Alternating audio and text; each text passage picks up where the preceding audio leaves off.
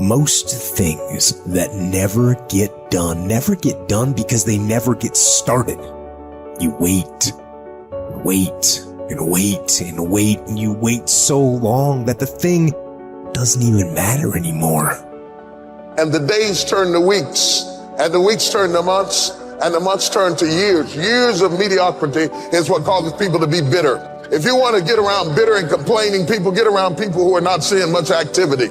They're bitter, they're complaining, they're cynical, and they're jealous because nothing is happening, because nothing is going on in their life. And if you want to stop that from happening to you, wake up in the bed and know what you're going after. Get up out of the bed with an agenda. When you have an agenda, you don't spend time worried about how you feel, because it doesn't make any difference how you feel. You woke up with something to do. If you would like to discipline yourself, which is a very good idea, pick a direction you want to go first. Pick a goal you would like to attain, a long, medium to long-term goal. You might imagine something you need and want, some attainment that would motivate, whose pursuit would motivate you. And you can ask yourself that. It's a good question to ask yourself in general. If you could have what you needed and wanted, what would that be? And that's a meditative question. You don't want to force an answer out of yourself. You want to ask yourself that like you would ask someone else. If I could have what I wanted, what would that look like? And you can ask yourself that in a more differentiated way. If I could have the relationship that I needed and wanted, if I could have the friendships, if I could have the job or career, if I could have the educational pathway, if I could adopt civic responsibility, if I could engage in some creative enterprise. The next goal is to take your goal and to fragment it into micro goals until you find a micro goal that's small enough that it still presents some challenge that you will do. Stop waiting for something to move you and move yourself. Every day, move yourself. In the morning, move yourself. In the afternoon, move yourself. At night, move yourself. Be very intentional and very deliberate about moving yourself. Through the inspiration of desperation, you'll become more creative than ever before. Throw your whole self into it. See, most people go at it tentatively. They don't give all their stuff. They don't concentrate. And if you don't have what you want, stop telling yourself the story because you don't have the money, you don't have the time. That's bullshit. It's because you haven't committed yourself where you would burn your boats. If you want to take the fucking island, burn your fucking boats, and you will take the island, because people, when they're going to either die or succeed, tend to succeed.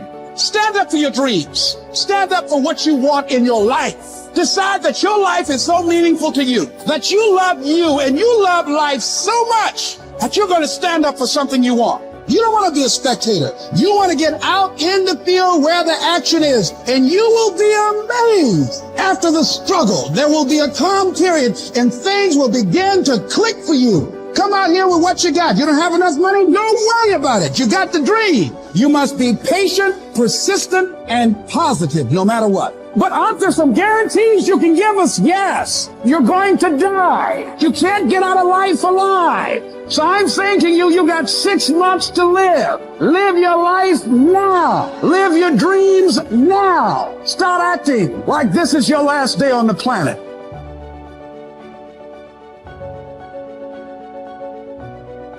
Have you ever heard the expression, I don't know where it all goes? Well, from now on, make a new commitment to financial independence and to the value and the feeling that comes from knowing where it all goes and where it all comes from.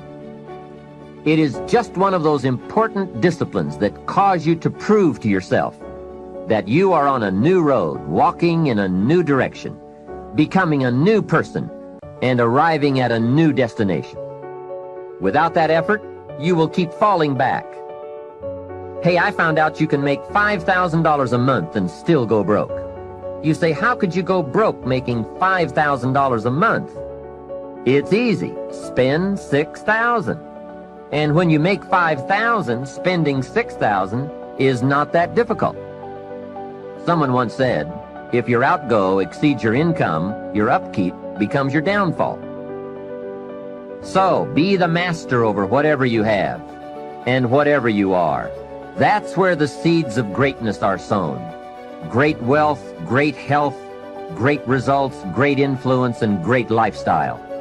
Take interest and even delight in doing all the small things well. It makes you a sophisticated person who knows where the beginnings of wealth and happiness are. There's a Bible phrase that we could quote here that would be appropriate. It says, If you will be faithful over a few things, the small things, you will someday be ruler over many things and major things. That's it. That's the philosophy that counts. Let's say that you can pick your level of competition in life to some degree. Okay, so let's say you pick a level of competition where you're always winning. It's like, well, all that means is you've picked the wrong level of competition. Yes. Because, like, let's say you're a grandmaster chess player and all you do is play amateurs, and every night you go home and congratulate yourself on what a genius you are because you just stomp these people left, right, and center. It's like, you're not a genius. You're a dimwit. Right. What you should be doing is playing people who are beating you as much as you can tolerate. Right. So maybe that's 40% of the time. Maybe it's 60% of the time. But that way, because to be a winner, you want to be disciplined. You want to know what you're doing. And then you want to be on the edge where your skills are being developed. And if you're going to be on the edge where your skills are going to be developed, you're at a place where losing is always a possibility. Because otherwise you're not pushing yourself beyond your current capacity. And so one of the things that I've outlined in 12 Rules for Life is a theory of meaning. Because meaning, as far as I'm concerned, the sense of meaningful engagement is the antidote to malevolence and suffering, essentially. Because you want to have a life that's so engaging that you think, despite the fact that I'm limited and that we're mortal and that life is tragedy and there's evil in the world, despite all that, this is worth doing. And I think that there's a technical meaning that genuinely exists, and that's the meaning that you get when you're in a domain where you have some discipline and some skill. So you're laying out your competence and your ability, but you're simultaneously pushing yourself to develop past where you are. That's really engrossing. And what that is doing is expanding your competence. And so life is suffering and betrayal in many senses of the word. But you can adopt a way of traversing through life that is more powerful than the tragedy and the malevolence.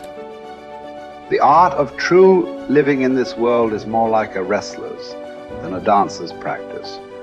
For in this they both agree to teach a man whatsoever falls upon him, that he may be ready for it, and that nothing may cast him down.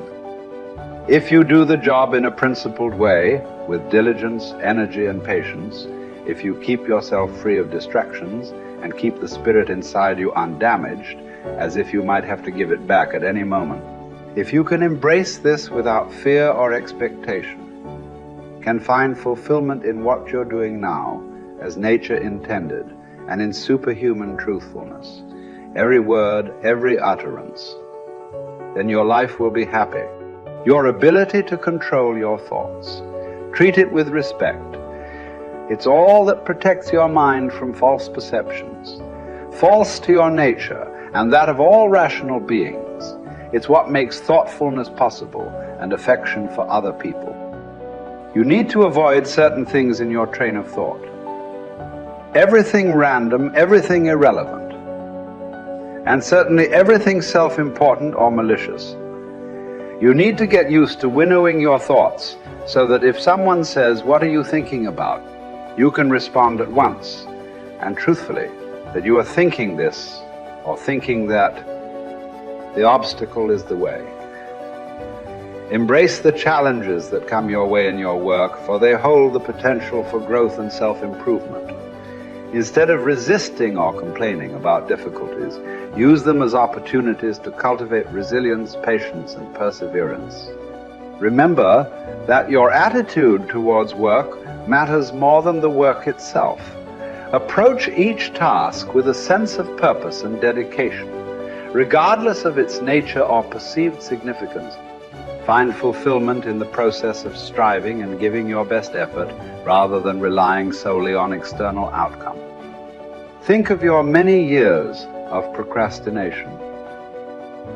How the gods have repeatedly granted you further periods of grace, of which you have taken no advantage. It is time now to realize the nature of the universe to which you belong, and of that controlling power whose offspring you are, and to understand that your time has a limit set to it. Use it then to advance your enlightenment, or it will be gone, and never in your power again.